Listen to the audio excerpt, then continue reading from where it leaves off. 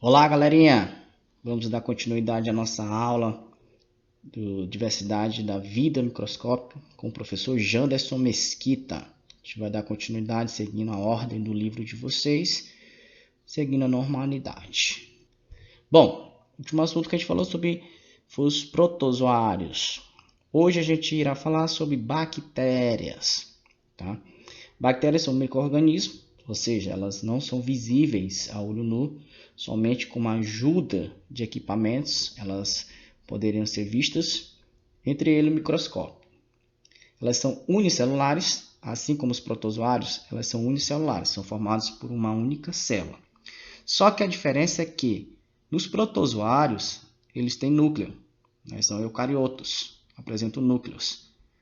Nas bactérias, elas não têm núcleos, então são células procariotas, não têm núcleo. Então, por isso, por não apresentar esse núcleo, elas são mais primitivas do que os protozoários. Tá? Elas não produzem seu próprio alimento, então elas são heterotróficas, a maioria. Tem algumas exceções, bem raras, mas a maioria não produz seu próprio alimento. Da onde é que vêm os alimentos das bactérias? Elas vão usar o resto da matéria orgânica morta deixada pelos seres vivos no ambiente e transformá-lo em alimento. Então são procariotas, não apresentam núcleo e o seu material genético fica exposto no seu citoplasma. Ou seja, não tem uma estrutura guardada que tem a função de guardar seu DNA. Seu DNA ele fica exposto no citoplasma. Pode observar aí que o DNA, o material genético, ele fica solto na sua estrutura, porque não tem núcleo para guardá-lo. Então, toda célula procariota não tem núcleo. Já não tem núcleo, seu material genético fica exposto no seu citoplasma. Tá? Ele fica solto, sem ter o núcleo para guardá-lo. Bom, as bactérias elas são classificadas de acordo com suas formas, de acordo com o seu formato. As bactérias elas recebem um nome.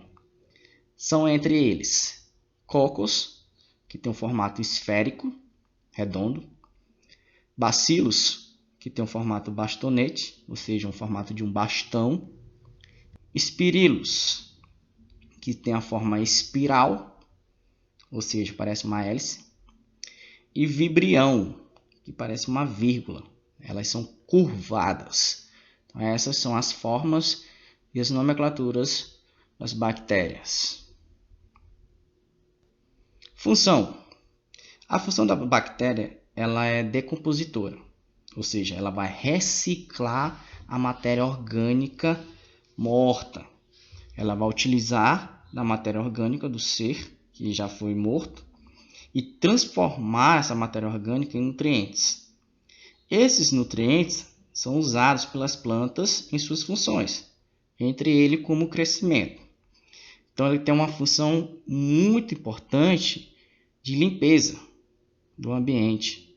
Ela vai reciclar, ela vai refazer um ciclo da matéria. Então, quando um galho, um fruto ou algo vem a morrer, um animal, essas bactérias elas vão decompor, elas vão degradar e transformar aquela matéria orgânica que já não foi mais utilizada, que já está morta, em nutriente novamente para o solo. Essa reciclagem ela torna o solo muito mais fértil, cheio de nutrientes. Então tem papel ecológico muito importante de decompositor, de reciclar, de reutilizar aquele material que já está morto em nutrientes novamente importantes para as plantas fazerem suas funções. Algumas bactérias são fixadoras de nitrogênio. O que seria isso? Elas pegam o gás nitrogênio presente na atmosfera e transformam, elas são capazes de transformar esse gás nitrogênio encontrado na atmosfera em adubo para as plantas. Então essas bactérias elas puxam esse gás nitrogênio que está presente na atmosfera, elas puxam para o solo, quebram, transformam e deixam esse nitrogênio em forma de adubo para as plantas absorverem. Algumas são parasitas, ou seja, são encontradas no corpo de animais, pode ser encontrado tanto na parte externa como na parte interna, ou seja, no exterior, fora ou dentro dos animais. Essas que são encontradas dentro de animais podem ser patogênicas, causar doença, algumas causam doença, outras não, outras são importantes para a degradação interna e para ajudar alguns seres vivos, principalmente nós, seres humanos. Então, nem todas as bactérias elas causam doença. Tem bactéria que pode causar doença e tem bactérias que são importantes na função do nosso corpo. Bom, aqui está o ciclo do nitrogênio, das bactérias fixadoras. Elas utilizam, essas bactérias as fixadoras, elas puxam o gás de nitrogênio encontrado na atmosfera, transformam esse gás em nutriente para a planta. Tá? Essas plantas elas vão utilizar esses nutrientes para as suas funções. Essas bactérias são encontradas principalmente nas raízes de plantas como feijão, soja, né, que são as fabáceas. Então, essas plantas é bastante comum a presença dessas bactérias, porque são plantas que precisam muito mais desse tipo de nutrientes. Então, as bactérias fixadoras elas puxam esse gás presente na atmosfera para o solo. E, ao puxar para o solo, transforma esse gás em nutrientes para a planta. Quando essas plantas elas chegam a morrer, ou parte delas, galho, frutas, as bactérias transformam novamente essa parte que caiu, que morreu, em gás nitrogênio, voltando para a atmosfera. Então ela puxa, transforma, depois libera. Então as bactérias elas são muito importantes para que aconteça esse ciclo do nitrogênio. Tá? Então, para a planta continuar realizando as suas funções. Quando elas são parasitas, elas podem causar doenças. Né? Então, algumas bactérias elas causam doenças, principalmente nos seres humanos. Tá? A gente vai comentar algumas doenças bacterianas. Você pode procurar outras. Entre elas, leptospirose. A leptospirose ela precisa de um vetor. Tá? Esse vetor pode ser o rato. Ela é transmitida através da urina do rato. A bactéria causadora da doença, Leptospira, é o nome da bactéria causadora da leptospirose. Todo rato tem leptospira? Não. Somente os ratos que vão conseguir transmitir leptospirose são os que contêm leptospira no seu corpo. Essa bactéria ela tem um formato espiral. Tá? E essa urina ela pode ter contato com água contaminada. Por isso há um perigo muito grande em quantidade de chuvas elevadas, no período chuvoso. Porque essa urina ela pode estar misturada com a água e entrar em contato com o corpo do ser humano. Principalmente quem gosta de banhar na chuva, em locais como biqueiras, queda d'água, correntezas. Esses lugares podem conter a presença dessa bactéria, que ao entrar em contato com o corpo humano, pode causar leptospirose, levando até a morte. Cólera. A cólera também é causada por doença. A cólera ela não precisa de vetor. Tá? Contato direto com ela, o ser humano já adquire a doença. Essa doença é causada pela bactéria Vibrio cholerae, onde é encontrado principalmente em águas e alimentos contaminados. Essa bactéria ela tem o formato vibrião, né, de vírgula. Quando a pessoa vai ingerir, comer, beber alguma água ou comer alimentos contaminados, você vai entrar em contato com a cólera. Principalmente em lugares onde não tem saneamento básico, que é mais comum ter a presença dessa bactéria. Por isso, tem um cuidado muito grande diante de consumir água, ferver ou filtrar, e lavar bem as mãos e os alimentos antes de prepará-los.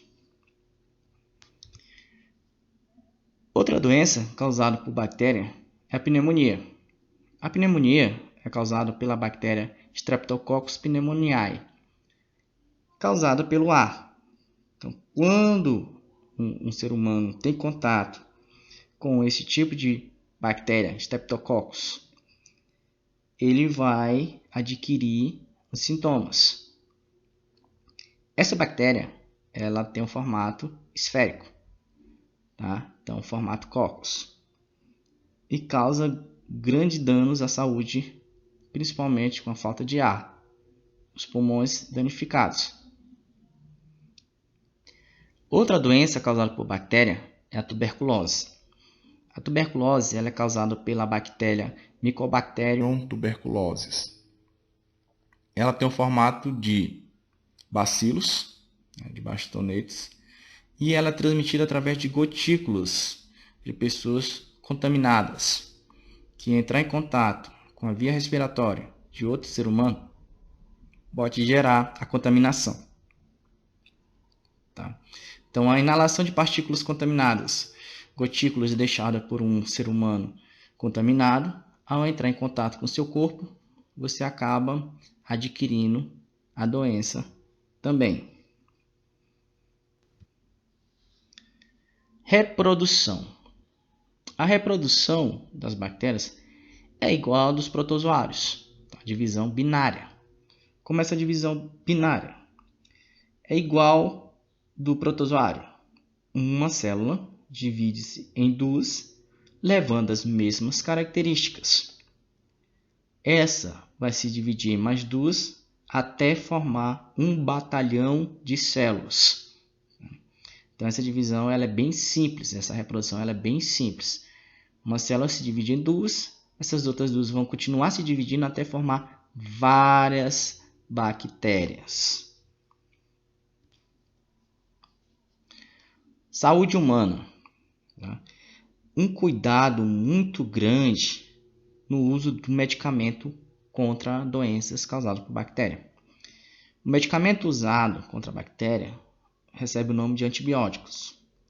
Esse remédio ele só deve ser usado com orientação médica. Tá? O que acontece? No nosso corpo existem bactérias boas e bactérias ruins, as que causam doença. Os antibióticos eles são fortes e matam todas as bactérias, tanto as boas como as más. Ele não sabe escolher qual a bactéria matar. Então, ele acaba eliminando várias bactérias no nosso corpo, principalmente as boas. Então, as boas que a gente precisa no nosso corpo, nós precisamos, ele acaba eliminando.